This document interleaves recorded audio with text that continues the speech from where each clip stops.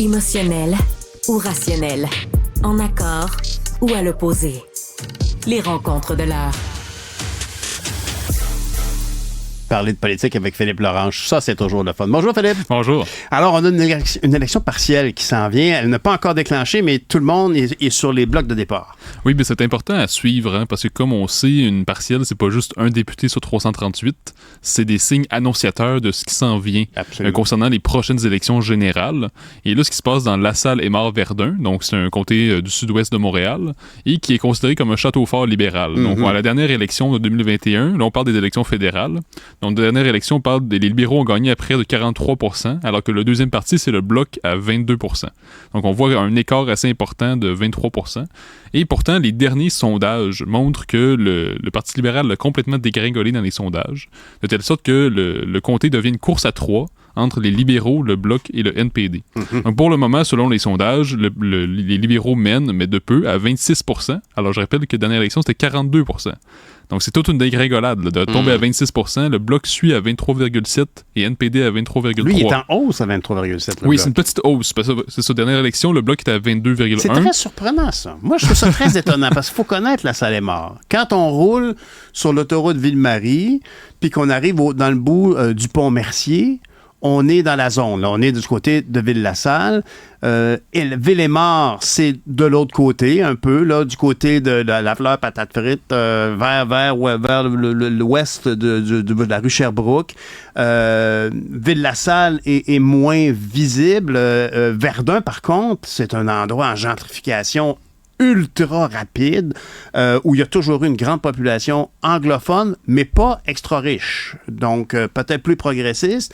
Puis beaucoup de francophones qui s'y ont installés en gentrification. Wellington, actuellement, c'est la nouvelle rue Fleury, il y a 20 ans, où tu sais, comme... Puis le monde, j'ai la rue Fleury. Ben oui, la rue Fleury, elle a beaucoup changé dans l'antique, mais la rue Wellington, c'est une rue vraiment palpitante, un milieu de vie intéressant. On ne sait pas qu'est-ce qui va sortir. C'est comme une boîte à surprise, cette élection-là. Oui, parce que, justement, comme tu dis, c'est parce que les différents quartiers de LaSalle-Aymar-Verdun peuvent être très différents. Parce que Ville-et-Mort, c'est quand même une vieille ville d'ouvriers canadiens-français d'autrefois. Mais comme ça s'anglicise, puis comme tu notes, Verdun, sans bourgeoise également, ça s'anglicise aussi, Verdun. Il faut aussi garder en tête. Oui, Verdun, oui. Quand on regarde les statistiques du recensement canadien, donc comme on sait, le recensement, c'est à tous les 5 ans. Et tout Montréal, en fait, tout le Grand Montréal s'anglicise, et ça concerne également Verdun. Ça concerne à peu près tous les quartiers de Montréal. Oui.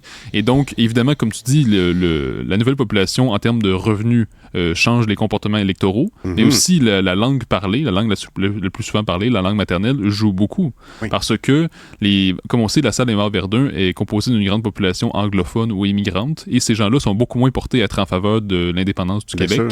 Donc, le 23% d'appui au Bloc, je crois que c'est comme le vieux fonds francophone qui est encore présent dans Ville-et-Mort, Verdun. Oui, qui est exposé d'ailleurs à toutes sortes de challenges de d'autres groupes culturels qui arrivent, puis on peut espérer que le Bloc va pouvoir arriver avec un message rassembleur plutôt que clivant, s'assurer que le plus de monde vote pour eux plutôt que de s'assurer que tous les Québécois francophones bloquent.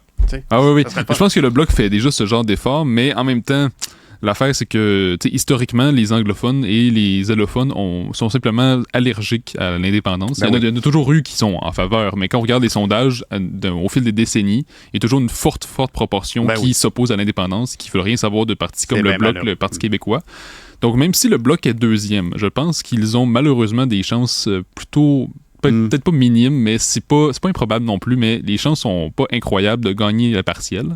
Et donc là, l'autre option qui se pose, c'est le NPD. Mais le NPD au Québec a seulement un comté. On est loin de l'époque de la vague orange. Bien sûr, le seul comté qu'il y a, c'est Rosemont, donc qui est un député bien connu, qui est bien ancré dans son comté. Un maniaque de la réélection, un maniaque des chiffres, un maniaque de savoir le nom des enfants dans tous les logements, parce qu'il veille à sa réélection. Absolument. Mais donc, ça reste une course à 3, mais je pense quand même personnellement que les libéraux vont regagner quand même parce que ça reste un château fort libéral. Mais l'affaire, c'est comme c'est expliqué dans le Devoir, dans le fond, l'article là, de Michel Sabat de la presse canadienne. C'est un politologue qui dit même si les libéraux gagnent, s'ils gagnent sur la peau des fesses, ça envoie quand même un signal. Puis ça peut causer toutes sortes de discordes au sein du Parti libéral du Canada parce que si un château fort qu'on gagnait à 43%, c'est rendu qu'on le gagne vraiment serré avec deux autres partis comme le Bloc NPD. Il y a donc plus de château fort comme tel. Mais c'est vrai qu'un château fort change. Un château fort, l'image qu'on a d'un château fort, fort, ben ça se peut qu'il y ait du monde de différent qui reste dedans à cette heure. Absolument. Ça se peut. C'est pas le même monde. Ça fait, on connaît des changements démographiques, donc comme c'est justement le changement de la langue parlée, ça fait en sorte que le comportement électoral change. Et là, je rappellerai qu'il y a eu une partielle il y a quelques semaines dans Toronto-Saint-Paul, qui est un château fort libéral également, et c'est les conservateurs qui ont gagné de très peu. Mais encore une fois, ça envoie un signal. Parce que là, quand on regarde sur la carte de Toronto, c'est tout rouge et partout. Puis là, il y a comme un petit îlot bleu qui est apparu comme ça. Et ça l'a causé, comme on a su dans les journaux par après, ça l'a causé toute une commotion au sein du Parti libéral. Il y a des députés qui ont dit peut-être que Justin Trudeau doit partir. Parce que là, si c'est rendu qu'on perd un gros château fort libéral en plein milieu de Toronto, il y a un problème. Et là, mais c'est pour ça que tu m'étonnes. Les chiffres des conservateurs dans la salle des morts ont l'air de quoi? Je me souviens plus exactement. Je pense que c'est comme quelque part comme 13%, même pas 15%, quelque chose comme ça. Parce que moi, je pense que c'est ça qui risque de monter. Tu penses que oui? Moi, honnêtement, je pense que Verdun et la salle des morts, c'est un comté qui est assez...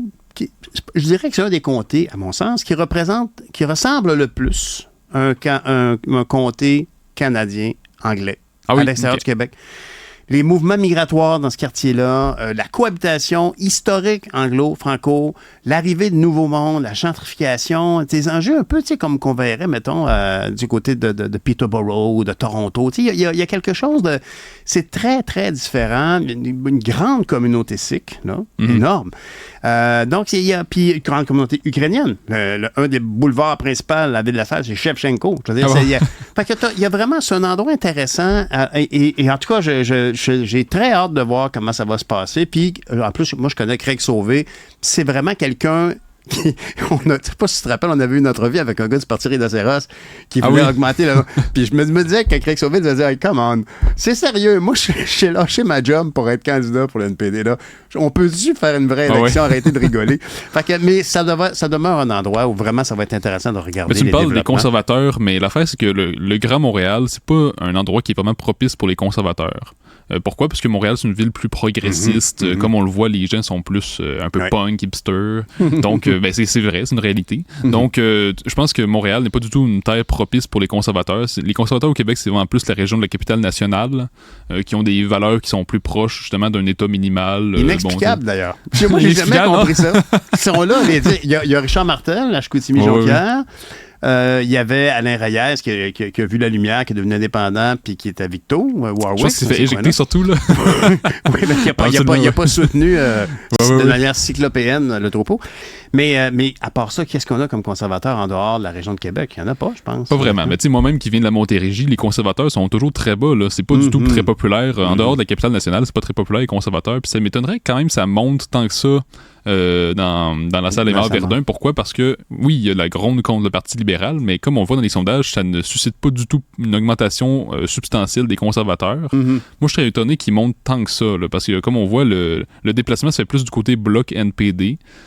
Tant mieux. Moi, je le souhaite, là, mais je fais juste imaginer quand même qu'il y a beaucoup de surprises et moi, je n'exclurais pas, en tout cas, une remontée. Ça, je suis pas mal Absolument, sûr. Mais je pense que là, les libéraux doivent se poser des questions concernant quel est l'héritage du Parti libéral du Canada. Parce que de toute évidence, si la tendance se maintient, il leur reste seulement 1 an de pouvoir.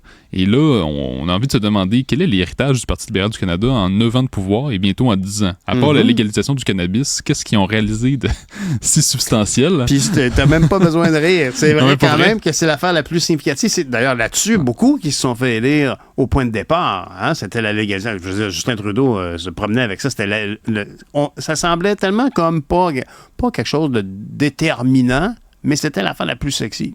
Quasiment. Qui a amené aussi des nouveaux électeurs.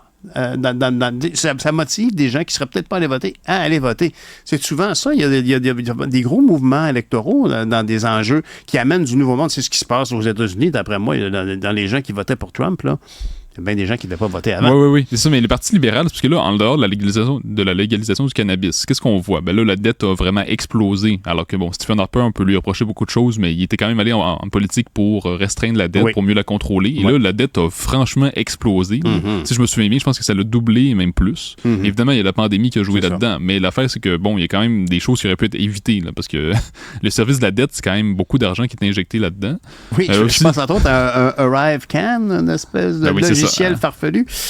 Ou arrive-scam, comme disent les conservateurs. Oui, c'est ça, bien sûr.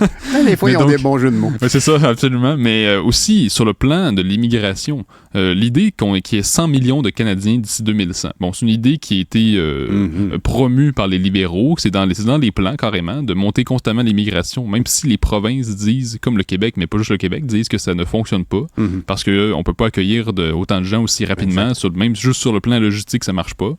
Mais ces gens-là s'entêtent complètement. Et malheureusement, ça a été un facteur aggravant pour toutes sortes de causes de crise sociale, notamment pour le logement, comme j'en ai souvent parlé ici. Et là, c'est ça leur héritage. C'est un héritage, je trouve, empoisonné, parce que là, j'ai l'impression que le Parti libéral a brisé le Canada, tout simplement.